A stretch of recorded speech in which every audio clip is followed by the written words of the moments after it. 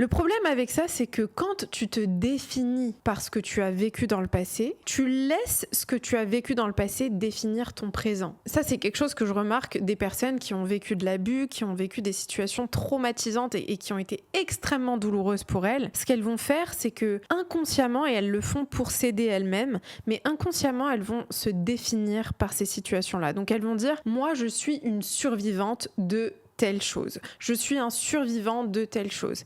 Et c'est vrai, à un certain niveau, c'est vrai qu'elles ont survécu peut-être à de l'abus ou à de la violence ou à des choses extrêmement graves. Et ça, attention, je ne le remets absolument pas en question.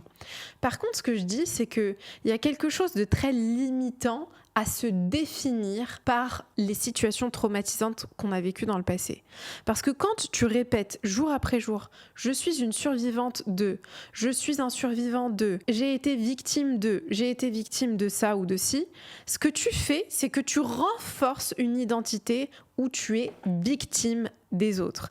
Et même si tu le fais dans l'intention de te réapproprier ton histoire, de te réapproprier des événements que tu as vécus où tu n'avais aucun contrôle, où tu te sentais désemparé et que tu as réellement subi, ce qui va se passer, c'est que dans le moment présent, tu vas renforcer le pouvoir et l'emprise que ces situations ont eu sur toi dans le passé.